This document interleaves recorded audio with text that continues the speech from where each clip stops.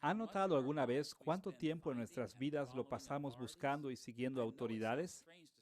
Sé que suena extraño decir esto en este mundo moderno, pero es verdad. Cuando se daña nuestro auto, buscamos a alguien que es una autoridad en mecánica automovilística. Cuando nos enfermamos, buscamos a alguien que es una autoridad en medicina. En casi todas las áreas de nuestra vida, si somos sabios, encontramos autoridades y las escuchamos cuidadosamente y hasta cierto grado seguimos sus consejos. Algo similar sucede también en la teología cristiana. Si somos sabios, también escuchamos las autoridades en teología. Buscamos guías que nos dirijan en la dirección correcta y las escuchamos cuidadosamente.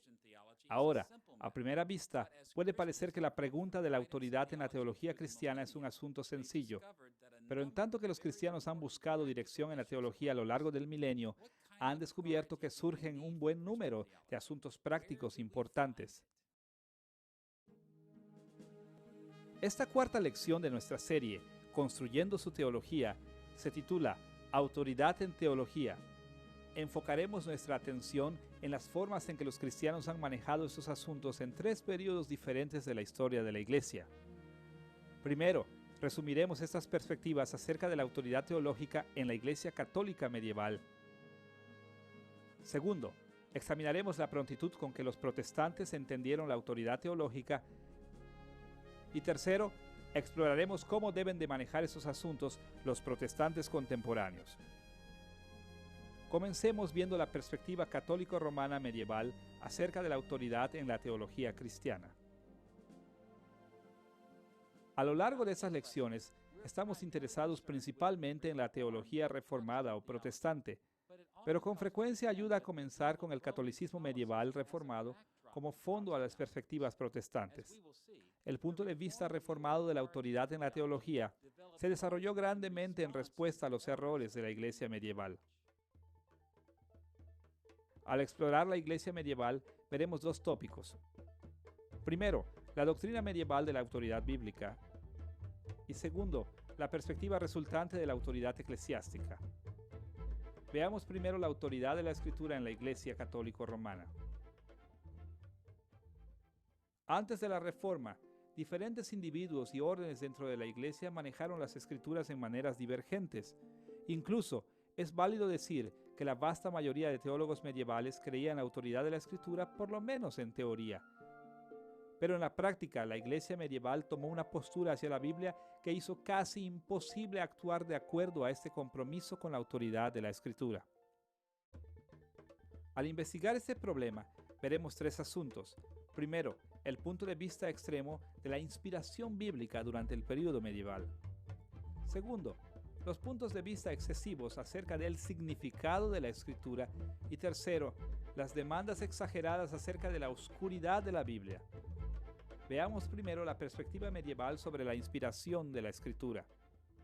De una manera general, los teólogos católicos medievales afirmaban tanto que la Biblia era totalmente inspirada por Dios como que llegó por medio de instrumentos humanos. Desafortunadamente, durante este periodo de la historia de la Iglesia, muchos teólogos se fueron a los extremos en la manera en que ellos entendieron la inspiración. Enfatizaron los orígenes divinos hasta el punto de negar los orígenes humanos e históricos de la Escritura. El poner demasiado énfasis en los orígenes divinos a expensas de los orígenes humanos de la Biblia sucedió por un buen número de razones. Por ejemplo, los teólogos medievales dependieron grandemente de las filosofías griegas, tales como el neoplatonismo y aristotelianismo. Y estas filosofías guiaron las categorías y las prioridades de la teología cristiana. De muchas maneras, estas filosofías valoraron realidades eternas más bien que realidades temporales e históricas.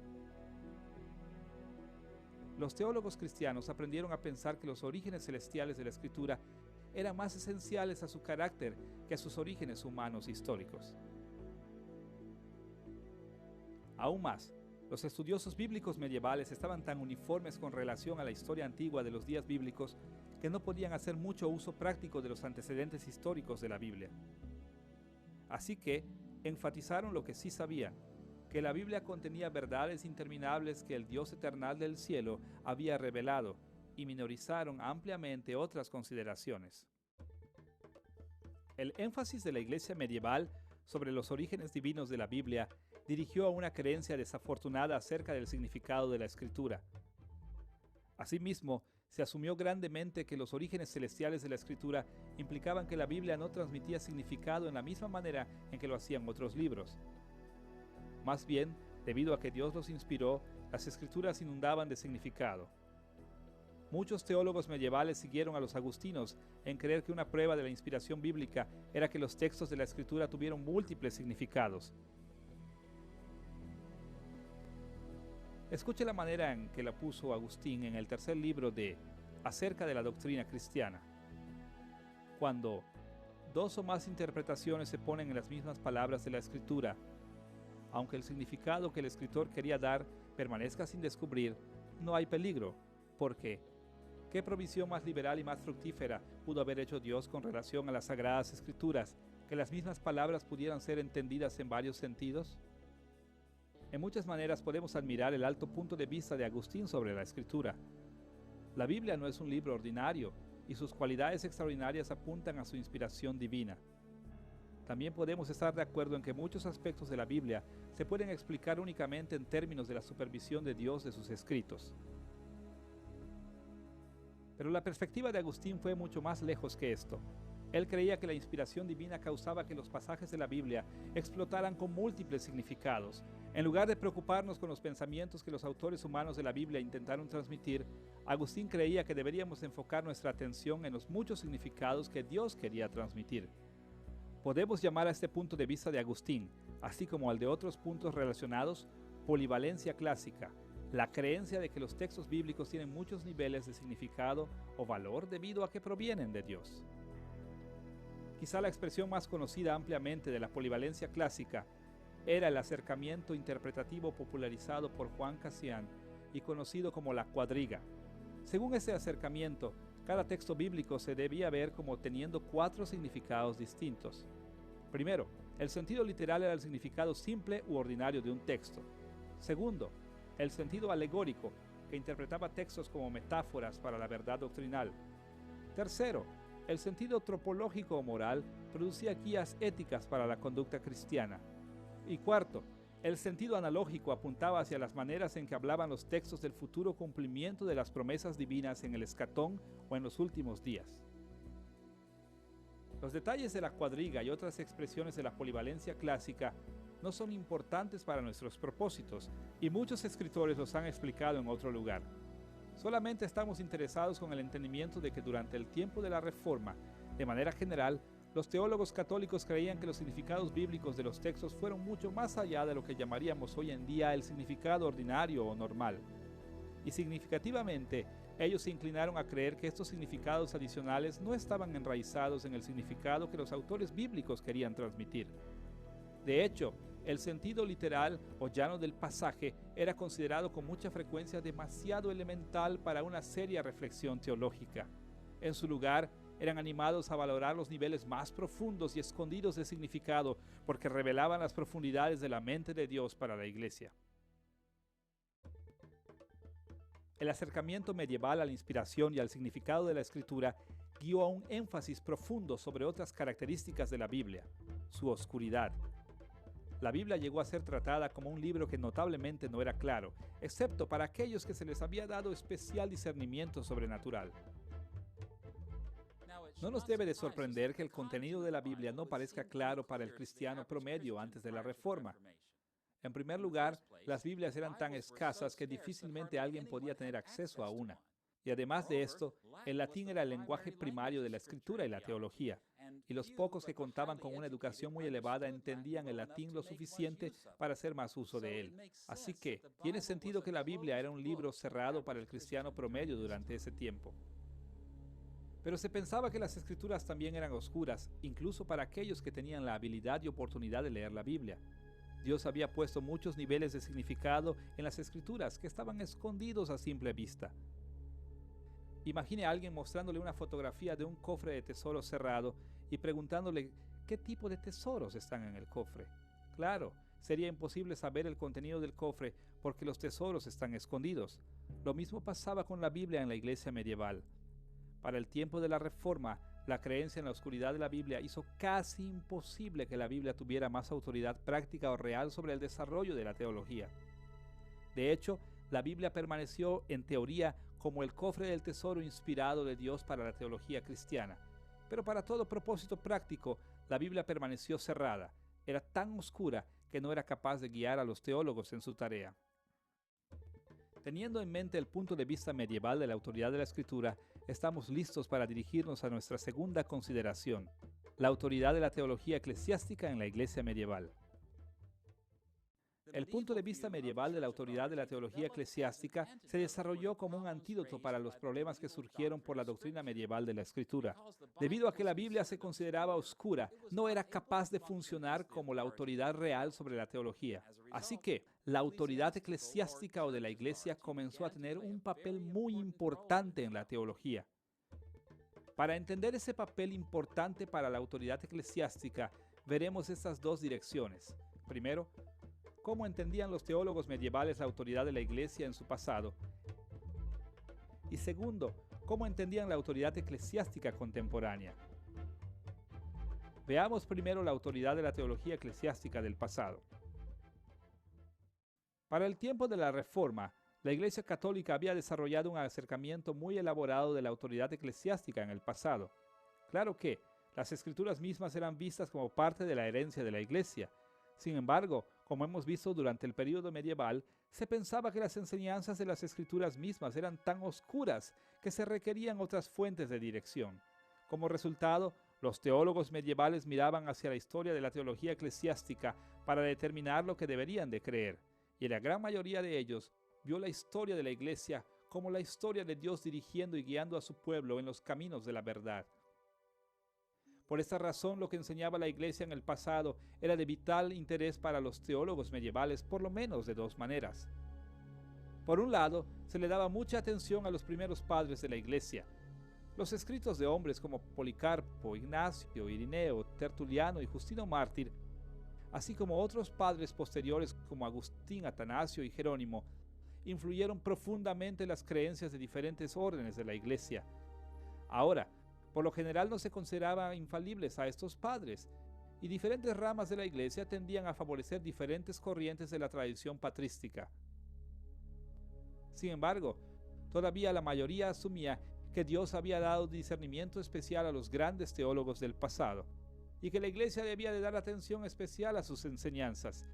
Muy raras veces los teólogos medievales hicieron aseveraciones sin hacer algún tipo de apoyo en los primeros padres de la Iglesia.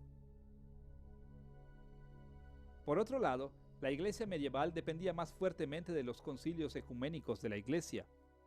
El concilio de Nicea, el concilio de Constantinopla, el concilio de Calcedonia. Los descubrimientos de estos y otros concilios fueron tomados muy en serio.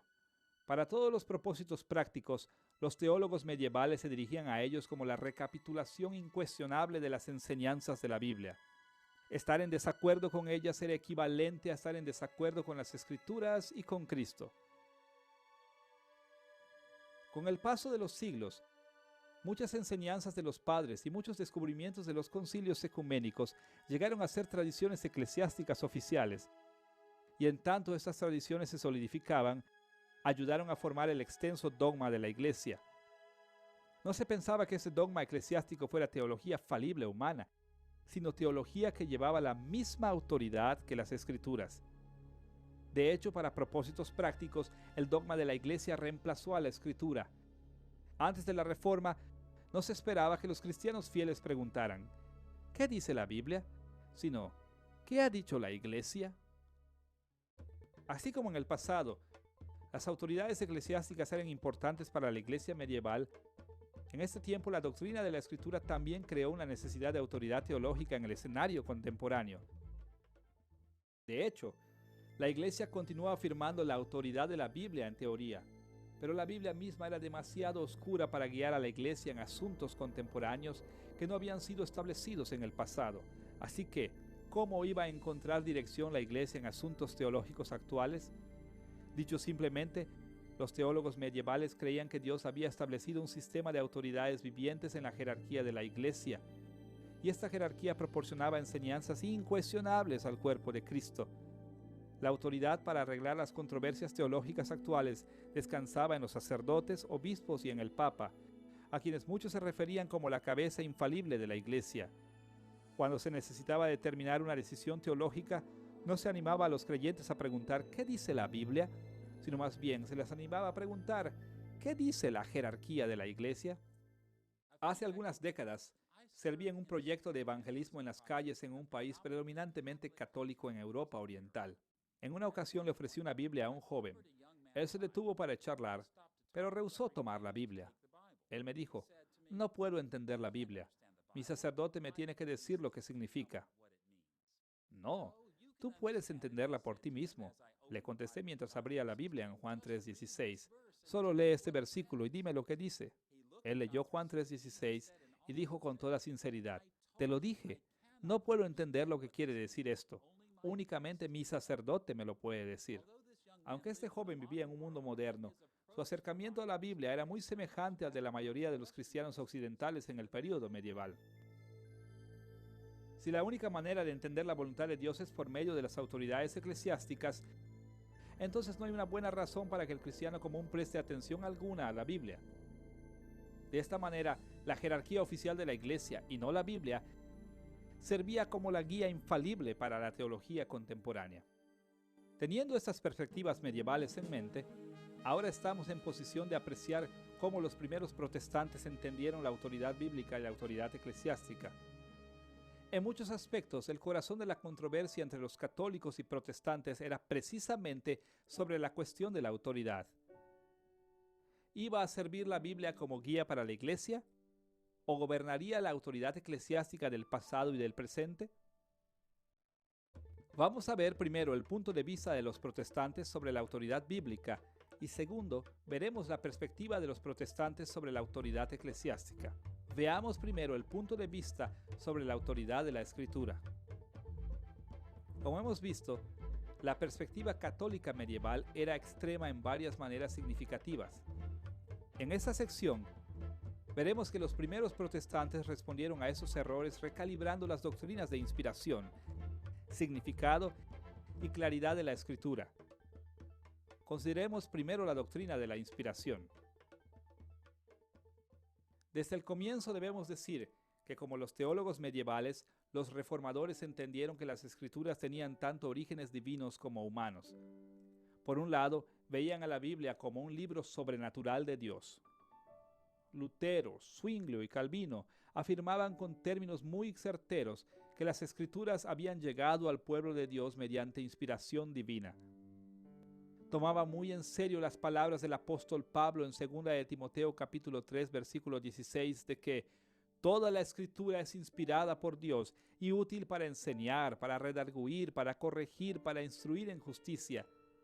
Como lo enseña este pasaje, las Escrituras en última instancia vienen de Dios y están diseñadas para proporcionar revelación especial completamente confiable. Los reformadores creían que la mano de Dios protegía las Escrituras de cualquier error. Dios sobrenaturalmente dio información del presente, del pasado y del futuro a los escritores bíblicos y vigiló su paternidad literaria de tal manera que todo lo que escribieran fuera verdadero. Más importante aún, la inspiración divina le dio una absoluta e incuestionable autoridad a las Escrituras. Pero los reformadores evitaron el error de la Iglesia medieval al reconocer también que los autores humanos de las Escrituras hicieron contribuciones significativas al contenido y al significado de la Biblia. En vez de tratar la Biblia como si hubiera caído del cielo, los primeros protestantes enfatizaron que las Escrituras vinieron por medio de instrumentos humanos a lo largo de un proceso histórico. Esta inquietud de la paternidad literaria está de acuerdo con la manera en que Jesús y los escritores bíblicos enfocaban la Biblia. Por ejemplo, en Mateo capítulo 22, versículos 41 al 44, leemos este acontecimiento. Y estando junto a los fariseos, Jesús les preguntó diciendo, ¿qué pensáis del Cristo? ¿De quién es hijo? Le dijeron, de David. Él les dijo, pues como David en el Espíritu le llama Señor diciendo, dijo el Señor a mi Señor, siéntate a mi derecha hasta que ponga a tus enemigos por estrado de tus pies. En este pasaje Jesús usó el versículo primero del Salmo 110 para confundir a los fariseos al llamar explícitamente la atención hacia David, el escritor humano de este pasaje. Tanto Jesús como los fariseos estaban de acuerdo en que el Mesías sería descendiente de David. Pero en la Palestina del primer siglo, David no llamaría normalmente a su descendiente Señor. Así que Jesús les pidió a los fariseos que explicaran por qué David atribuía este título a su hijo. Note que el argumento de Jesús estaba basado en el hecho de que el significado de la Escritura depende en parte de los detalles que hay en la vida de los autores humanos. Ejemplos de esto abundan en los escritores bíblicos, así como de los personajes como Moisés, Isaías, Jeremías, David, Pablo y otros instrumentos humanos de la palabra de Dios. Estos instrumentos humanos hicieron sus contribuciones personales significativas a las Escrituras. Por estos y otros ejemplos, los reformadores concluyeron correctamente que las Escrituras salieron de situaciones humanas reales y que fueron escritas por gente para circunstancias históricas particulares. Si los cristianos van a entender las Escrituras apropiadamente, no deben enfatizar únicamente los orígenes divinos de la Escritura, sino también sus orígenes históricos y humanos. Darle peso al lado humano de la inspiración bíblica era mucho más que una teoría para los reformadores. Influyó también significativamente en la manera en que concibieron el significado de la Escritura. Podemos resumir este asunto de la siguiente manera. Más que seguir el modelo del catolicismo romano medieval de buscar los significados divinos escondidos en la Biblia, los reformadores buscaron basar todas sus interpretaciones en el sentido literal de los textos bíblicos, en el significado que intentaron transmitir los escritores humanos a sus audiencias originales. Ahora, debemos estar conscientes que los primeros protestantes no rompieron absolutamente con los acercamientos medievales a la Escritura. A veces, también aparecen vestigios de la polivalencia clásica en los escritos de la Reforma. Por ejemplo, los comentarios de Lutero acerca de los Salmos muestran una dependencia continua en este método de interpretación. Sin embargo, es justo decir que los reformadores consistentemente pusieron un énfasis mucho mayor en el significado que querían transmitir los autores humanos de lo que lo hicieron sus colegas católicos. Y en su mayoría, basaron su entendimiento de los pasajes de la Escritura en el significado original del texto. Para los protestantes, este enfoque histórico era central para la interpretación. Para entender el énfasis de los primeros reformadores del significado literal o simple de los textos bíblicos, nos ayudará a recordar que este acercamiento hermenéutico había tenido sus raíces en Europa occidental a lo largo del Renacimiento del siglo XV. El Renacimiento deriva su nombre de un interés renovado en la literatura y en la cultura clásica romana y especialmente griega que se llevó a cabo antes de la Reforma. Antes del Renacimiento, los eruditos conocían en todo respecto los escritos antiguos de Grecia únicamente en traducciones y en su mayoría sus interpretaciones estaban bajo la supervisión de la Iglesia. En ocasiones diferentes, la Iglesia prácticamente había bautizado a Platón, Aristóteles y otros escritores griegos de tal manera que fueran interpretados como apoyo a la doctrina cristiana. Pero durante el Renacimiento, muchos eruditos encontraron patrocinadores que apoyaban sus deseos de entender los textos antiguos del período clásico, libres de la supervisión eclesiástica. Y en cambio comenzaron a interpretar esos escritos de la manera en que sus autores quisieron que fueran entendidos. Y como resultado, las interpretaciones de la literatura clásica altamente valorada comenzaron a enfocarse en su significado histórico, que con frecuencia estaba en gran contraste con las enseñanzas de la Iglesia. Ahora, durante el Renacimiento también fueron publicadas nuevas ediciones de la Biblia en hebreo y en griego, y esto dirigió hacia un cambio significativo en la interpretación de la Escritura. Como hemos visto, antes de esos días, los pasajes bíblicos eran interpretados principalmente bajo la guía de la Iglesia y apoyando el dogma de la Iglesia. Pero siguiendo los principios del Renacimiento, muchos eruditos bíblicos, especialmente protestantes, comenzaron a leer las Escrituras libres del control de la Iglesia y buscaron fundamentar sus interpretaciones de las Escrituras en su significado histórico original. La orientación protestante hacia el significado original o el sentido literal como la base de toda interpretación guió hacia un cambio significativo en el entendimiento del significado de la Escritura. Los protestantes hablaron de un significado unificado, coherente de cada pasaje bíblico. Como lo pone la Confesión de Fe de Westminster en el capítulo 1, sección 9, al sentido verdadero y pleno de un pasaje cualquiera no es múltiple, sino uno solo. Podemos llamar a esta perspectiva un punto de vista univalente del significado. Claro que los protestantes se dieron cuenta de que con frecuencia los pasajes bíblicos hablaban mucho más que de una simple valoración de lo que el sentido literal pudiera indicar. Los pasajes en la Escritura tienen muchas implicaciones y conexiones con las verdades cristianas que van más allá de lo que los escritores humanos originales pudieron comprender en sus días. Pero todas estas dimensiones son parte de un significado único, verdadero y completo, debido a que ellos se conectaron con el sentido literal o plano de las Escrituras.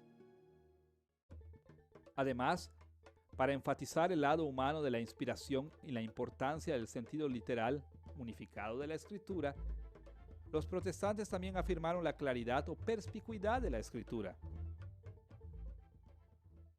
Más que ver las Escrituras como obscuras y con necesidad de interpretación eclesiástica autoritativa, los reformadores argumentaron que la Biblia era entendible. Un buen número de factores contribuyeron significativamente a la doctrina protestante de la claridad bíblica. En primer lugar, el uso muy difundido de la máquina de imprimir movible había hecho más y más Biblias accesibles. Y la disponibilidad de Biblias hizo posible que los cristianos leyeran la Biblia por sí mismos y evaluaran si la Iglesia Católica estaba en lo correcto, cuando declaraba que las Escrituras eran obscuras. En segundo lugar, valientes pioneros empezaron a traducir las Escrituras en los lenguajes de la gente común, y eso también hizo posible que la gente examinara la claridad de las Escrituras por sí mismos. En tercer lugar, el enfoque de la reforma del sensus literalis también facultó a los teólogos a basar sus inspiraciones en algo que podía ser examinado y probado. Ya no necesitaban confiar simplemente en las autoridades eclesiásticas para decirles el significado de la Biblia. La inspección de la Escritura en estas formas dirigió a la realización general que contradecía la perspectiva católica. La Biblia era muy clara. Incluso el leal católico romano Erasmo, quien se opuso a Lutero y a la Reforma, escribió que un labrador puede entender las Escrituras. Estas evoluciones abrieron el camino para que los protestantes afirmaran la claridad de la Biblia y para que reintegraran la Biblia como la autoridad práctica para el cristianismo. Al leer los protestantes la Biblia nuevamente, en ese nuevo ambiente, se hizo evidente que muchos pasajes cruciales que la Iglesia Católica había declarado como obscuros eran de hecho relativamente fáciles de entender. Los intérpretes protestantes encontraron que en tanto que estudiaban más de la Biblia, más y más de las enseñanzas bíblicas parecían ser extraordinariamente claras. Ahora, durante las primeras décadas de la Reforma, los protestantes fueron extremadamente optimistas con relación a la claridad de la Biblia. Parecía ser un asunto muy sencillo. Lee la Biblia y conforma la teología a la revelación clara de Dios allí. Pero en tanto continuaba trabajando el movimiento protestante a lo largo de las Escrituras, los protestantes se volvieron más realistas acerca de las Escrituras y hablaban en términos de grados de claridad en la Biblia. Comenzó a ser evidente que el significado de algunas porciones de la Biblia eran más claras que otras. Así como se volvió evidente que los luteranos creían una cosa, los calvinistas otras y los zwinglianos otras. El temprano punto de vista muy optimista de la perspicuidad de la Biblia dio lugar a perspectivas más cualificadas. De hecho, este punto de vista más maduro no nos debe de sorprender. Incluso el apóstol Pedro admitió que algunas cosas en la Escritura son difíciles de entender cuando escribió estas palabras en 2 de Pedro capítulo 3 versículo 16. En casi todas sus epístolas, hablando en ellas de estas cosas, entre las cuales hay algunas difíciles de entender, las cuales los indoctos e inconstantes tuercen, como también las otras escrituras para su propia perdición. Note cómo Pedro lo puso. Él no dijo que todos los escritos de Pablo fueran fáciles de entender, ni dijo que todos fueran difíciles de entender. Más bien, dijo que algunas cosas en los escritos de Pablo son difíciles de entender. Así que, en contraste con la iglesia medieval, Los reformadores protestantes exaltaron la Biblia por encima de la autoridad de la Iglesia. Los protestantes entendieron que no estaban aislados de la revelación de Dios en la Escritura. Afirmaron la claridad de la Escritura y como resultado, las Escrituras fueron reinstaladas como la autoridad absoluta por encima de la autoridad eclesiástica. Ahora que hemos visto el punto de vista de los primeros protestantes con relación a la Escritura, estamos en posición de ver qué tan pronto vieron los protestantes la autoridad eclesiástica también. Los reformadores basaron sus puntos de vista en la inspiración, el significado y la claridad de la Escritura para restablecer a la Biblia como la única regla incuestionable de la teología. Sin embargo, también debemos de estar conscientes del hecho de que los primeros protestantes no rechazaron totalmente la autoridad de la teología eclesiástica. Por el contrario, los protestantes creían que la teología eclesiástica tenía mucha autoridad, pero insistieron en que esta autoridad era secundaria y estaba sujeta a las enseñanzas de la Escritura.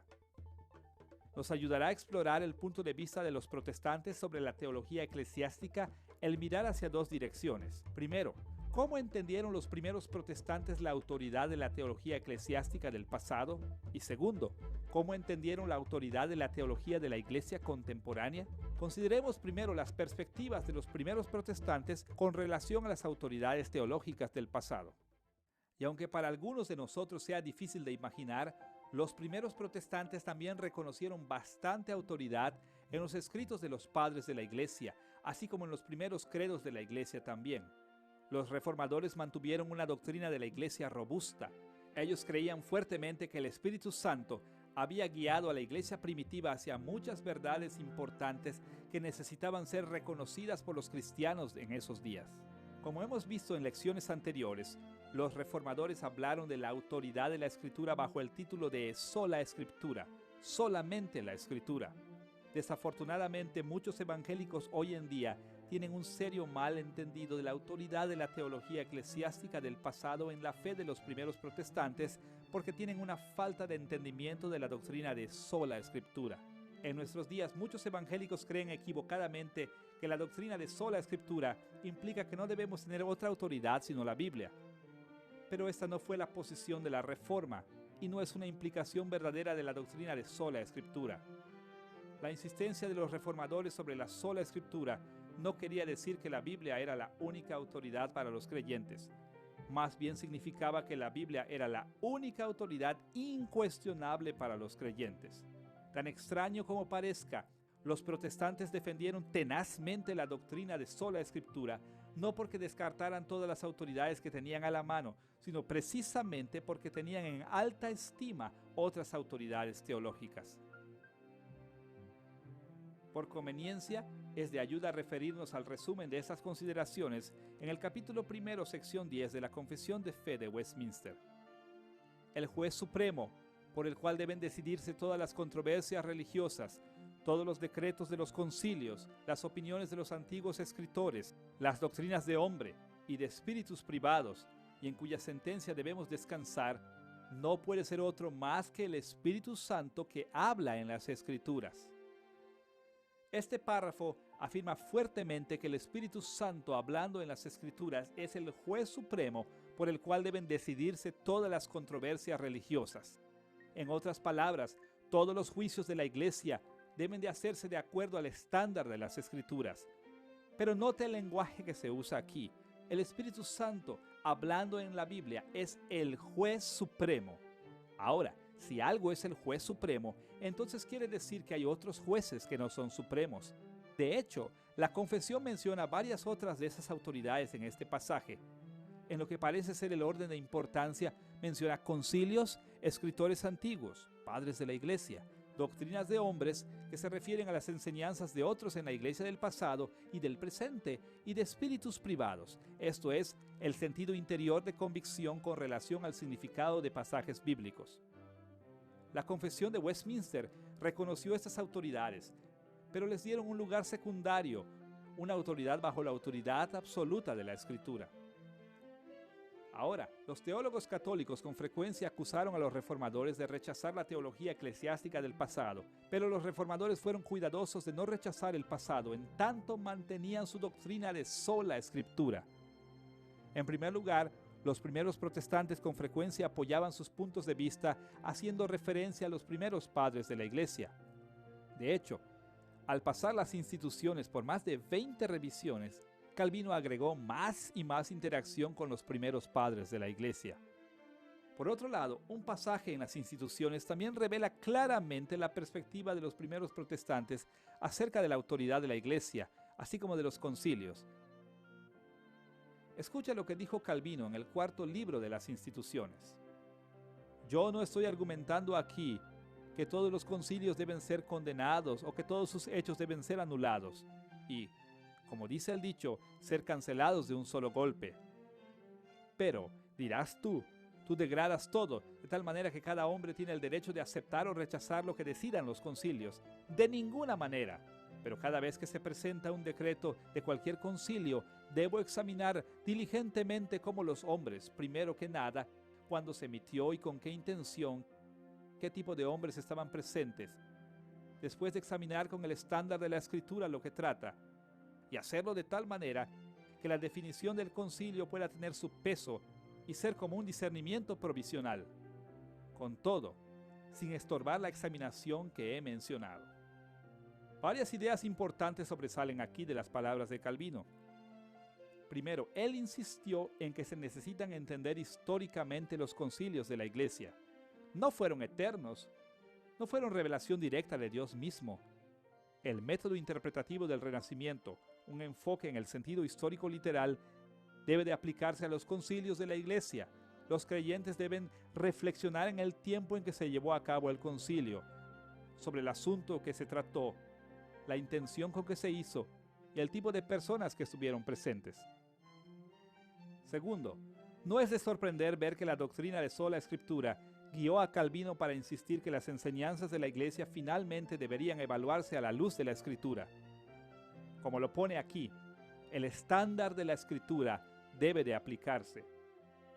Tercero, y de más importancia para nuestros propósitos aquí, Calvino afirmaba que las doctrinas del pasado deberían aceptarse como un juicio provisional. Esto quiere decir que los hallazgos de muchos años de la Iglesia deberían aceptarse como nuestros juicios provisionales o preliminares. Debemos de aceptar su enseñanza hasta que el peso de la cuidadosa exégesis bíblica pruebe que están equivocados. La estrategia de Calvino reflejó la sabiduría que guió a los protestantes más radicales de sus días. La vasta mayoría de los protestantes entendió la autoridad superior que debería reconocerse en los primeros padres y sus credos de la Iglesia. Ellos se acercaron a la teología eclesiástica del pasado con aceptación provisional, aunado a un compromiso con la supremacía de la Escritura. Habiendo visto el punto de vista antiguo de la autoridad de la teología eclesiástica del pasado, debemos dirigirnos ahora a la manera en que entendían los protestantes la autoridad de su propia teología eclesiástica contemporánea. ¿Qué tipo de autoridad reconocían para sí mismos y para otros en tanto que buscaban contestar asuntos teológicos vigentes? Como recordarán, la Iglesia Católica medieval desarrolló un sistema complicado de autoridades teológicas vivientes que culminó en el infalible Papa. La Reforma protestante se sumó grandemente a un rechazo a este acercamiento a la teología eclesiástica. Únicamente se debería de aceptar como autoridad indiscutible a la Biblia. El Papa, los concilios de la Iglesia y otras autoridades eclesiásticas eran falibles y sujetas a error, y la autoridad que tenían estaba sujeta a la Biblia. Ahora, es importante entender que los primeros protestantes sumamente respetaban la autoridad de los maestros debidamente ordenados en la Iglesia. Los eruditos o doctores de la Iglesia merecían gran estimación en tanto desarrollaban más la teología reformada.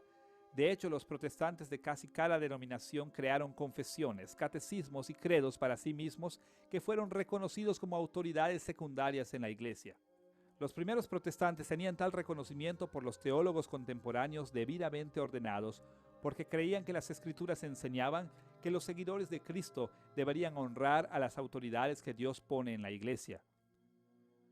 Muchas porciones de la Escritura hablan de este asunto, Pero tome por ejemplo las instrucciones de Pablo a Tito en su capítulo 2, versículos 1 y 15. Allí leemos estas palabras: pero tú habla lo que está de acuerdo con la sana doctrina. Esto habla y exhorta y reprende con toda autoridad. Nadie te menosprecie. Los primeros protestantes reconocieron que muchos pasajes como este enseñan que los seguidores de Cristo se deben someter lo más posible a los líderes de la iglesia propiamente establecidos. Construir una teología cristiana no era una tarea para individuos o grupos que estaban separados de tales estructuras de autoridad. Este balance entre la autoridad eclesiástica y la autoridad bíblica puede sumarse a un viejo dicho que se repite con frecuencia en las iglesias reformadas: la iglesia reformada siempre reformándose, o como se abrevia con frecuencia en la frase latina, semper reformanda, siempre reformándose.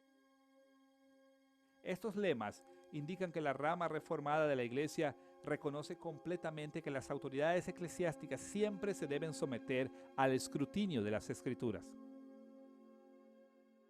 Ahora que hemos visto las creencias de la Reforma primitiva y medieval sobre la autoridad de la Escritura y la teología eclesiástica, estamos en posición de considerar el tercer tópico de esta lección. ¿Cómo deben de ver estos asuntos los protestantes contemporáneos? ¿Qué deberíamos creer acerca de la autoridad de la Escritura y de la teología de la Iglesia en nuestros propios tiempos?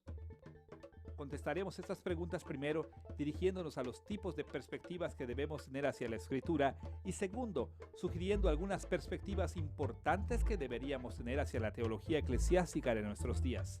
Vamos a dirigir nuestra atención primero a la doctrina de la Escritura. Exploraremos los puntos de vista contemporáneos de la Escritura, tocando tres asuntos que nos han interesado a lo largo de esta lección: la inspiración de las Escrituras, el significado de la Escritura y la claridad de la Escritura. En nuestros días, un buen número de diferentes puntos de vista sobre estos asuntos afirman seguir la tradición reformada. Veremos estos puntos de vista y evaluaremos su valor, comenzando con las perspectivas modernas sobre la inspiración de la Escritura. Cada persona que hace una afirmación creíble de ser protestante hoy en día estará comprometido con la creencia de que las Escrituras fueron inspiradas por Dios. Sin embargo, hay mucha confusión acerca de cómo debería de formularse hoy en día la doctrina reformada de la inspiración. Por lo menos tres puntos de vista sobre la inspiración son populares entre los protestantes contemporáneos. Por un lado del espectro está el punto de vista frecuentemente llamado inspiración romántica. Por el otro lado del espectro está el punto de vista extremo llamado inspiración mecánica. Entre esos puntos de vista extremos está una perspectiva que ha sido llamada inspiración orgánica. Vamos a ver brevemente estas tres. La inspiración romántica es respaldada ampliamente por más protestantes liberales. En este punto de vista, la Biblia es inspirada en un sentido romántico, muy parecido como hablamos de Shakespeare, Rembrandt o Bach como inspirados. Dios motivó a los escritores bíblicos, pero no supervisó sus escritos. En este punto de vista, las escrituras son simplemente opiniones de hombres. Por lo tanto, las escrituras son falibles y faltas de autoridad absoluta sobre la iglesia. Sin necesidad de decirlo, esta perspectiva sobre la inspiración debe de ser rechazada por aquellos que quieren continuar en el espíritu de la Reforma. Abandona el compromiso central protestante de sola escritura, negando tanto la credibilidad como la autoridad ultimada de la Biblia. Del otro lado del espectro está la inspiración mecánica, o como se le llama a veces, inspiración por dictado. De una manera u otra, esta perspectiva afirma que los autores bíblicos fueron relativamente pasivos al escribir las Escrituras. Según esta opinión, Dios esencialmente escribió la Biblia por sí mismo, mientras los escritores humanos actuaron solamente como sus dóciles secretarios. En resumen, esta visión de la inspiración también nos aleja del principio de la reforma de sola escritura, al negar la importancia del contexto histórico y el significado original de los autores humanos. Según los reformadores señalaron cuidadosamente, cuando se niega la normatividad del significado original de la escritura, la autoridad práctica de la escritura es entorpecida. El significado de la Biblia no puede ser entonces evaluado y seguido. Nos vemos forzados a leer nuestras propias ideas en la Biblia. Como resultado, entonces, la Biblia en sí no nos sirve como nuestra autoridad suprema en teología. La teología reformada contemporánea debe evitar tanto el extremo de la inspiración romántica como el extremo de la inspiración mecánica, reafirmando la total naturaleza orgánica de la inspiración. Dios movió a los autores bíblicos a escribir y supervisó sus escritos para que escribieran infalible y autoritativamente. Pero él no sorteó sus pensamientos personales, sus motivaciones, sus sentimientos y su teología. Las dimensiones humanas y divinas de la inspiración no están desparejadas. Por el contrario, toda la Biblia presenta la verdad eterna de Dios, pero con textos muy humanos y condicionados por la cultura. Todas las enseñanzas de la Biblia son normativas por todos los tiempos, pero su enseñanza están atadas a y presentadas dentro de un contexto de circunstancias particulares. La visión reformada de la inspiración orgánica de la Escritura enfatiza tanto la parte humana como la divina y las cualidades históricas y trascendentes de toda la Biblia. Y por este medio, la doctrina reformada sobre la infalibilidad de la Escritura se puede mantener sin negarle a la Iglesia el acceso a su enseñanza. Sin duda alguna, de los tres principales pensamientos protestantes sobre la inspiración bíblica, aquellos que desean avanzar la reforma en nuestros propios días verán que la doctrina de la inspiración orgánica es la que está más de acuerdo con los principios que dieron comienzo y guiaron la reforma protestante. Además de enfatizar la naturaleza orgánica de la inspiración en la tradición reformada, los teólogos modernos deben de evaluar correctamente la naturaleza y el significado de la Escritura. Una vez más, un espectro de posiciones ha sido propuesto como representante del pensamiento reformado en esta área. Pero no todas las opciones llevan más allá los ideales de la reforma. Por un lado del continuo está un punto de vista que pudiera llamarse polivalencia contemporánea. En el otro extremo está un punto de vista que puede llamarse univalencia simplística. Y en medio está un punto de vista que pudiera llamarse univalencia multifacética. Hablemos primero de la polivalencia contemporánea. En décadas recientes, los teólogos reformados han hablado de la polivalencia de los textos bíblicos, creyendo que los textos de la Escritura tienen muchos significados diferentes. Pero mientras la polivalencia clásica afirmaba significados múltiples debido al origen divino de la Biblia, la polivalencia contemporánea generalmente está basada en las ambigüedades de la lengua humana. En efecto, la polivalencia contemporánea enseña que los pasajes bíblicos son vasijas vacías para que las llenen de significado los intérpretes. En realidad, así como una vasija tiene una forma determinada, la gramática de los textos bíblicos establecen algunos parámetros básicos de significado. No obstante, dentro de esos parámetros, el significado específico es proporcionado por los intérpretes bíblicos. Sobre esta base se argumenta que necesitamos rechazar el énfasis de la reforma sobre la normatividad que se observa en el sensus literalis. En su lugar, deberíamos emitir nuestras propias interpretaciones en los pasajes, no dando interés alguno, o si acaso un poco al significado original o literal del texto. Pero debemos rechazar esta noción de polivalencia porque anula la autoridad de la Escritura al darle a la interpretación humana el derecho de verter sus propias ideas dentro de la Escritura. En el otro lado del espectro hay un punto de vista que vamos a llamar univalencia simplística. Este punto de vista promueve correctamente la noción de que cada pasaje de la Escritura tiene solamente un significado, pero niega incorrectamente que un solo significado puede ser complejo. Por ejemplo, Juan capítulo 3, versículo 16. Porque de tal manera amó Dios al mundo, que ha dado a su Hijo unigénito, para que todo aquel que en él cree no se pierda, mas tenga vida eterna. Un cristiano con la univalencia simplística en mente diría algo así. Este versículo es muy simple. Juan 3:16 nos dice que debemos creer en Cristo. Bueno, este resumen es verdad en lo que cabe, pero el versículo dice mucho más que eso. También habla explícitamente del amor de Dios, de la encarnación, muerte y resurrección de Cristo y del mundo, del eterno castigo y de la vida eterna. Y debido a que las doctrinas de la Escritura forman redes de reciprocidades múltiples, también habla implícitamente de toda clase de tópicos que el resto de la Escritura aborda directamente. En ese sentido, Juan capítulo 3, versículo 16, tiene solamente un significado, pero ese significado excede cualquier resumen que podamos sacar de este pasaje. Cuando fallamos en ver que el significado de la Escritura es tan complejo de tal manera que siempre excede nuestras interpretaciones, corremos el serio riesgo de identificar demasiado cerca nuestra interpretación de la Biblia con la Biblia misma. Nuestra interpretación asume la autoridad de la Biblia misma y rechaza sola Escritura. La creencia de que la Biblia siempre se posiciona sobre nuestras interpretaciones. En el centro del espectro está la univalencia compleja, que está de acuerdo con las perspectivas del principio de la Reforma. La Confesión de Fe de Westminster describe la univalencia compleja en el capítulo 1, sección 9, donde declara: cuando hay dificultad respecto al sentido verdadero y pleno de un pasaje cualquiera, cuyo significado no es múltiple, sino uno solo, este se debe buscar y establecer por otros pasajes que hablen con más claridad del asunto. En este punto de vista, cada pasaje tiene un solo significado, pero este único significado es complejo y multifacético, revelado por la red de reciprocidades múltiples establecida por toda la Escritura. Necesitamos afirmar esta noción reformada de la univalencia compleja hoy en día, porque afirma que la Biblia, más que esperar que nosotros proporcionemos un significado autoritativo, ella misma lo presenta.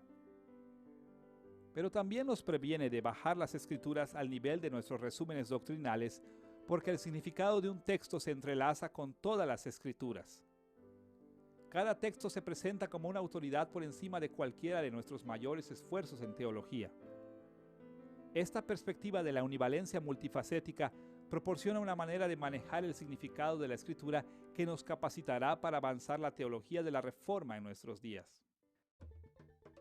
Estamos ahora en posición de hablar de los puntos de vista de la Reforma moderna acerca de la claridad de la Biblia. Una vez más, nos ayudará a pensar en términos de 3 puntos a lo largo del espectro. En un extremo, enfrentamos las tendencias contemporáneas hacia la completa oscuridad.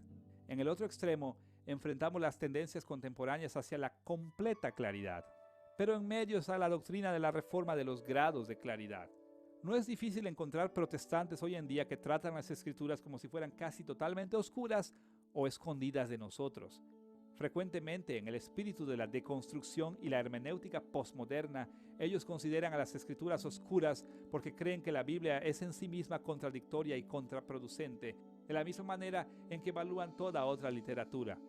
En su punto de vista, la historia de la interpretación bíblica ha revelado demasiadas dificultades exegéticas que es casi imposible determinar cómo debemos entender precisamente la Biblia hoy en día. Ahora, es verdad que con toda la comunicación humana adecuada, siempre hay oscuridades a los bordes o márgenes de la revelación bíblica, pero difícilmente puede decirse que la Biblia no es clara en todo. Hay mucho en la Biblia que es bastante claro. Este punto de vista no refleja la creencia en la claridad de la Escritura en la Reforma. Si queremos continuar en el espíritu de la Reforma hoy en día, debemos de rechazar tales nociones exageradas de la oscuridad bíblica. En el otro lado del espectro, algunos protestantes creen que casi todas las Escrituras son tan claras que pueden ser entendidas rápida y fácilmente. La mayoría de los defensores de esta perspectiva son capaces de sostener este simple punto de vista de la claridad de la Biblia porque rechazan todas las interpretaciones que no vienen de sus muy limitadas comunidades. Exagerar la claridad de la Escritura es una gran tentación para muchos teólogos de la tradición reformada hoy en día al enfrentarse a las incertidumbres de la vida moderna. Desesperadamente queremos mantener las Escrituras alejadas del atolladero del escepticismo y cinismo modernos. Pero simplificar demasiado la claridad de la Escritura de esta manera no representa la perspectiva de la Reforma con relación a la claridad de la Escritura. Como hemos visto, los primeros reformadores admitieron que algunas partes de la Biblia son simplemente difíciles y no imposibles de entender.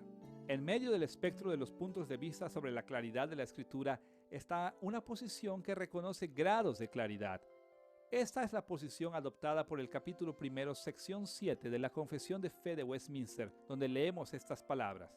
Las cosas contenidas en las Escrituras no todas son igualmente claras ni se entienden con la misma facilidad por todos. Sin embargo, las cosas que necesariamente deben saberse, creerse y guardarse para conseguir la salvación se proponen y declaran en uno u otro lugar de las Escrituras, de tal manera que no solo los eruditos, sino aún los que no lo son, puedan adquirir un conocimiento suficiente de tales cosas por el debido uso de los medios ordinarios. Note que la confesión distingue lo que es necesario para salvación, tan claro en un lugar o en otro, pero también admite que no todo lo demás en la Escritura es igualmente claro. En otras palabras, la Biblia ni es totalmente incierta ni totalmente clara. Recordará que en la lección anterior distinguimos varios niveles de confianza que tenemos en diferentes doctrinas cristianas con el modelo de un cono de certeza. En la parte baja de nuestro cono de la certeza tenemos creencias que sostenemos endeblemente porque tenemos bajos niveles de confianza en ellos. En la cumbre tenemos esas creencias esenciales que sostenemos tenazmente. Renunciar a ellas es renunciar a la fe cristiana. Entre esos extremos tenemos todo lo demás que creemos con diferentes niveles de seguridad. En muchos aspectos nos ayuda a pensar en términos similares acerca de la claridad de la Escritura. En primer lugar, muchos aspectos de la enseñanza bíblica, incluyendo el conocimiento de lo que se requiere para la salvación, conlleva poco o ningún esfuerzo intelectual para entenderlo. Como lo dice la Confesión de Westminster, los eruditos y los que no lo son pueden entender estas cosas. Otra información bíblica se ajusta a esta categoría también. De hecho, enormes porciones de la Biblia son fáciles de entender. Por ejemplo, no es difícil ver que Dios creó el mundo, o que hubieron hombres llamados Abraham, Moisés y David, o que Israel fue a Egipto y posteriormente al exilio. El Nuevo Testamento enseña claramente que Jesús creció en Nazaret, que hubieron apóstoles y que Pedro bendijo al orar. Estos y otros rasgos innumerables de la Escritura son tan claros que nadie necesita hacer un esfuerzo intelectual para conocerlos. En segundo lugar, algunos aspectos de la Escritura son conocidos únicamente por estudiantes que estudian seriamente materias como historia antigua, criticismo textual, lenguas bíblicas, métodos interpretativos y teología. Entre esas materias podemos contar tales cosas como la escatología de Pablo o el propósito histórico del libro de Génesis. Estos y otros aspectos de la Escritura requieren más atención erudita. Pero con suficientes esfuerzos intelectuales, muchas cosas que parecieron inicialmente oscuras se vuelven más claras.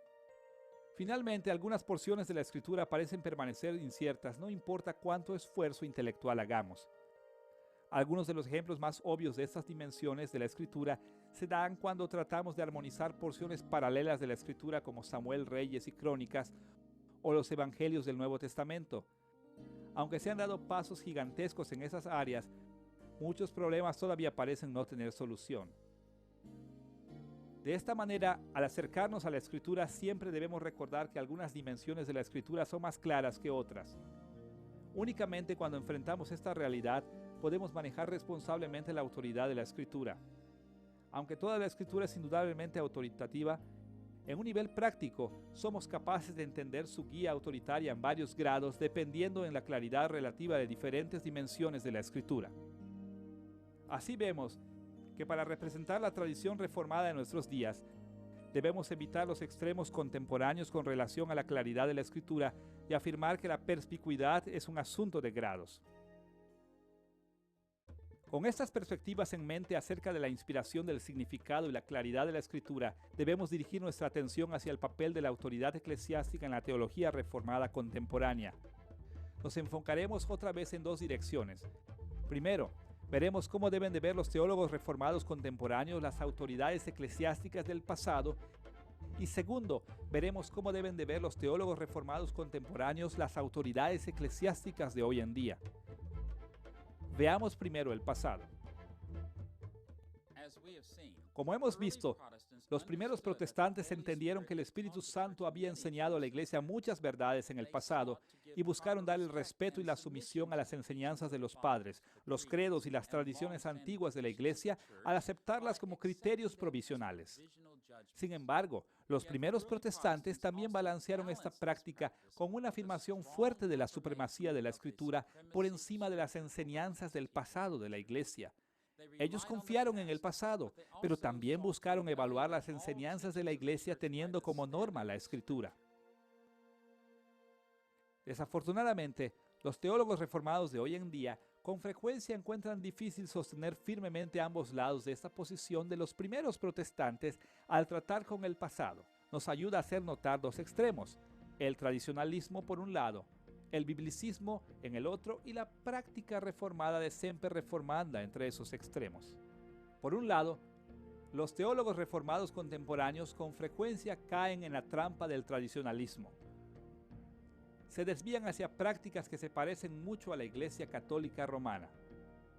El tradicionalismo reformado afirma la autoridad de la Escritura y ciertamente rechaza las tradiciones del catolicismo. Sin embargo, muchos tradicionalistas reformados atesoran grandemente las expresiones de fe reformada que fallan en escudriñar en un nivel práctico. Si usted ha estado muy expuesto a los teólogos reformados hoy en día, probablemente ha visto esta tendencia. Frecuentemente los teólogos reformados abrazan las posiciones doctrinales históricas o las prácticas del pasado hasta el punto en que esas tradiciones se toman como fundamentos indiscutibles para la reflexión y práctica contemporánea.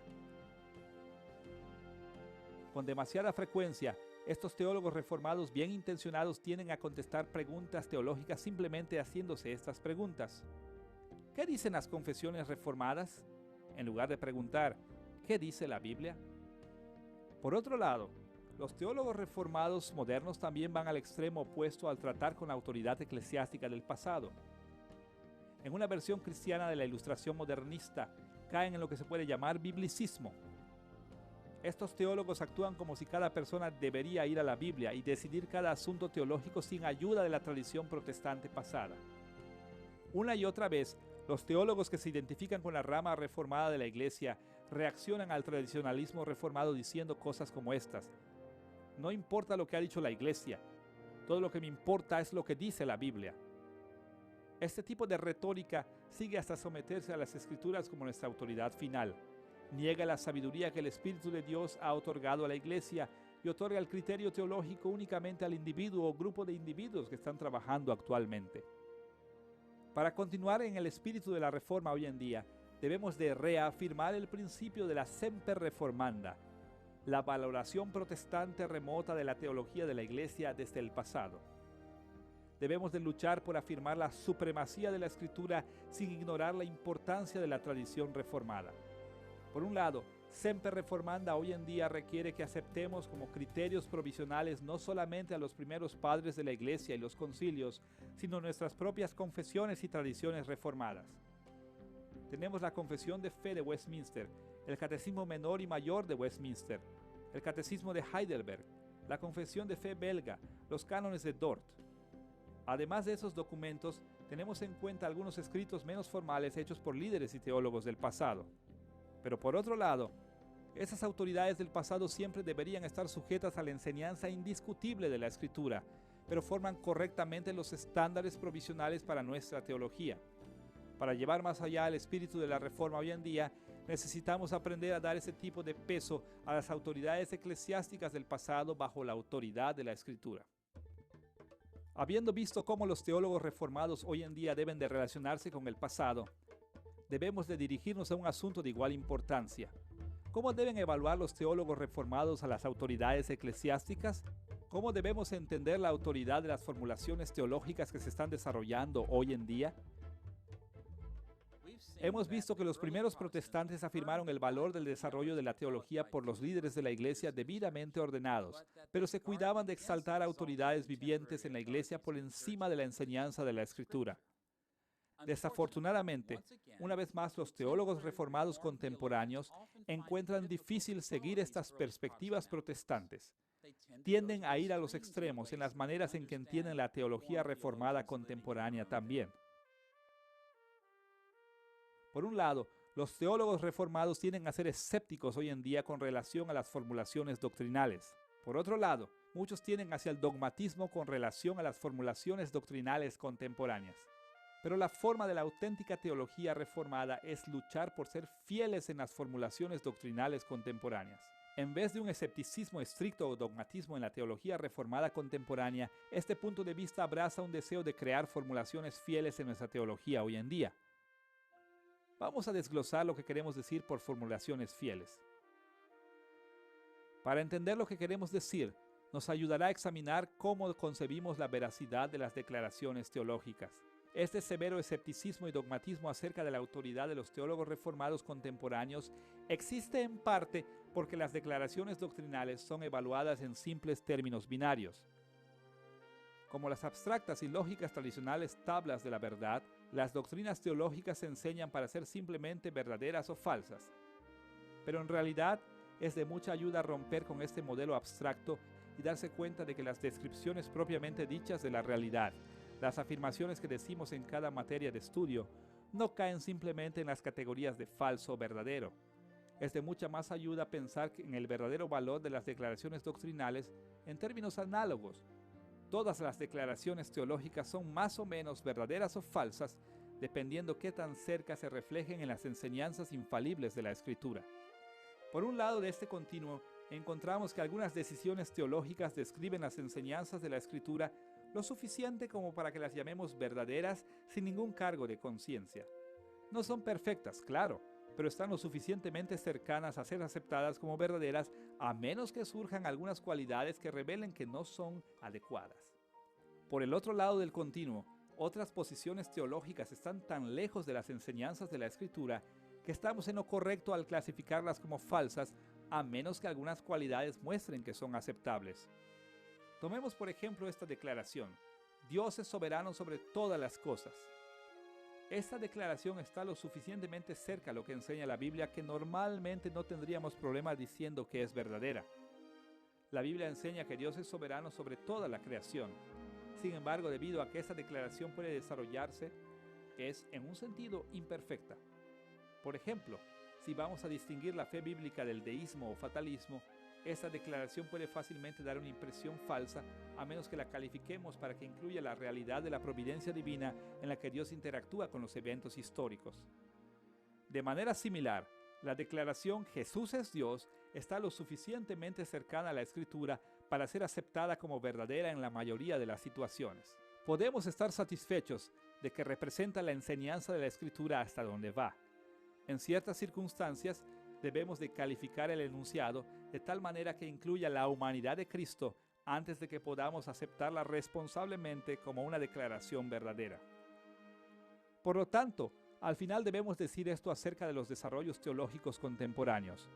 Algunas declaraciones teológicas están lo suficientemente cerca a la Escritura como para ser contadas como verdaderas. Otras están lo suficientemente lejos de la Escritura como para ser contadas como falsas. Pero una cosa es verdadera de todas las formulaciones teológicas. Todas las declaraciones teológicas pueden perfeccionarse sometiéndose constantemente al escrutinio de discernimientos posteriores de la Escritura. Esto no es nada más que la máxima reformada antigua, semper reformanda, siempre reformándose, o como me gusta decir, una formulación teológica final no es nada más que falta de imaginación. Esto es lo que queremos decir cuando comentamos que el objetivo de la teología reformada contemporánea es producir formulaciones teológicas fieles. Por un lado, no somos escépticos con relación a la teología eclesiástica contemporánea. No rechazamos todo sentido de autoridad o necesidad de sumisión a lo que dice la Iglesia hoy en día. Por otro lado, no somos absolutamente dogmáticos. No insistimos en que las formulaciones contemporáneas son perfectas. En su lugar, usamos humilde y responsablemente todos los recursos que Dios nos ha dado: exégesis de la Escritura, interacción en la comunidad y el vivir cristiano, para desarrollar formulaciones doctrinales fieles.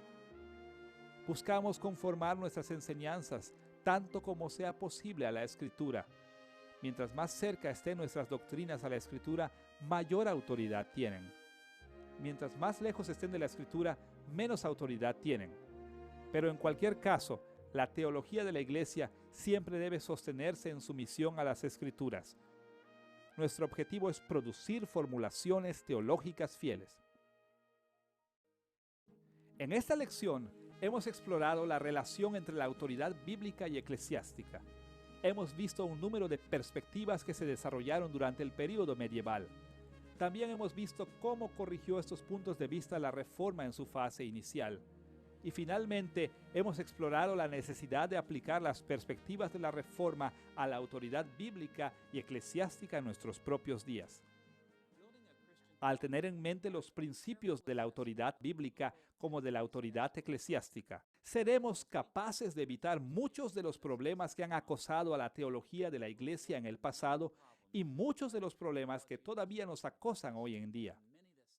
Seremos capaces de construir una teología que traerá honor a la Iglesia y gloria a nuestro Dios.